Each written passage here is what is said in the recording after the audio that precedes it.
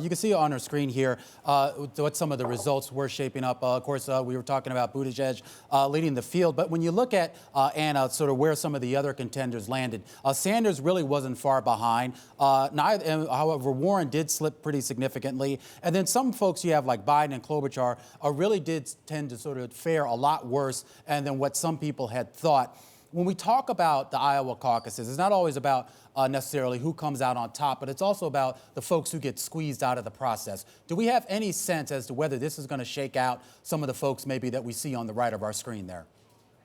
Yeah, the first person I'm looking forward to exit after Iowa is Tom Steyer. I mean, he spent so much money in Iowa, outspent a lot of the other candidates, and he still only came up with, I think it was 222 statewide. And so that's not a very good showing for the amount of money that he spent. And I think it's pretty clear that no matter how much he puts down in this campaign, he doesn't really have a path forward to the nomination, and his money would be better spent supporting some of the other candidates. Now, it's interesting to look and see if you add up some of the support for, like, for example, Sanders and Warren together, you kind of get a sense of the progressive energy. If you add up Buttigieg, Klobuchar, and Biden together, you've got kind of a centrist energy that just about matches the progressive energy. So it's really interesting to see not just the count for individual candidates, but also how the groupings of candidates end up kind of broadcasting what the field is going to look like and where the energy is. All right, I want to go out to Iowa, where we have Craig Gordon, our D.C. bureau chief and politics editor. Thank you very much for joining us, Craig. I'm curious about Biden. I mean, not an impressive showing by any stretch. Fourth place. We had been reporting for a long time that Iowa was going to be a tough state, not great organization, not great ground game. So I guess in some sense, maybe it's not a surprise. Nonetheless, how much challenge is it for him to regain momentum and sort of win big on Super Tuesday after such a mediocre showing right out the gate? I think it's a huge challenge, Joe. I mean, Joe Biden, remember, Barack Obama essentially became president of the United States on the night he won the Iowa caucuses in 2008. That's how important of a springboard it was. Joe Biden has gone around the state saying, if you like Barack Obama, I was the vice president for 2 terms, you got to like me.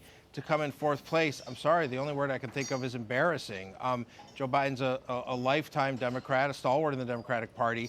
He simply could not get people in Iowa to get excited about him. And some of that, as you pointed out, Bloomberg News reported as far back as the fall that he was in danger of a fourth place loss. His organization here was in tatters. His state party director was not viewed as a strong leader. Here we are, fast forward to February, and it all came true. Joe Biden has one good state ahead of him, and that's the state of South Carolina. We know he's got a lot of support from African-American voters who make up the vast bulk of the Democratic electorate there. Hard to see where he notches another win between now and Super Tuesday. And when your whole pitch is, I'm the most electable, I'm the one who can beat Donald Trump, man, you got to start winning some races to make that pitch. Yeah, Craig, talk a little bit about Elizabeth Warren and what might be next for her, assuming that she has a chance of really sort of regaining some momentum here. Yeah, I mean, you'd think the next state on the calendar, which is New Hampshire, obviously neighboring state to Elizabeth Warren's home state of Massachusetts, should be friendly turf for her. I have to say she's underperforming a bit there.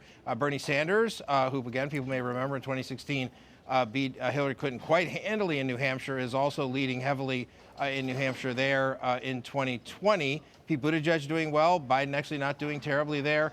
But Elizabeth Warren, again, has just not quite caught fire. And if you can't win a state that's basically the next door neighbor to your state, and you know, Massachusetts, New Hampshire, the Boston media market, I mean, they're not just neighbors, they're basically, you know, almost like one state.